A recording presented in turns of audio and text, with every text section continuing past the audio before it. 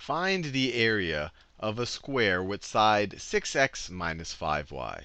So if you have a square, all the sides are going to be the same length. And they're telling us the length is 6x minus 5y. The length, or the height, will also be 6x minus 5y. And if you wanted to find the area of the square, you would just multiply the width times the height.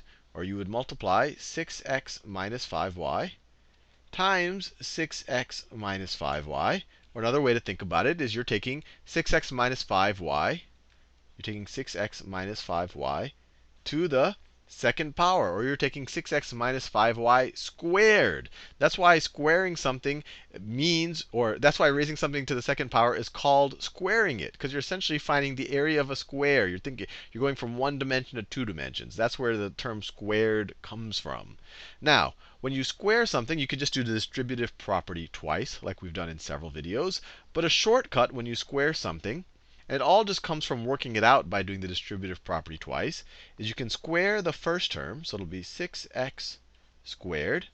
And then you can take the product of both terms and multiply it by 2. So times 2 times 6x times negative 5y. And then you can square the last term.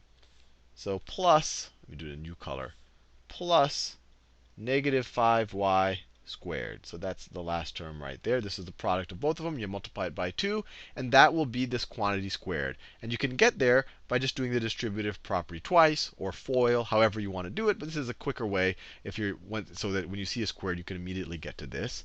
And just working it out, you get 6x squared is 36x squared, right? 6 squared times x squared. And then, let's see, you have a negative, 2 times 6 times 5. That is negative 10 times 6. So it's negative 60. Negative 60. And then we have an x and a y. X, y. Right? We have an x and a y. And then all of the constants, when you multiply them, you get negative 60. And then finally, you have a plus negative 5y squared. So what is negative 5 squared? Negative 5 squared is plus 25, positive 25. And then y squared is just y squared. And we're done. We've found the area of the square with side 6x minus 5y. It's represented by this expression right here.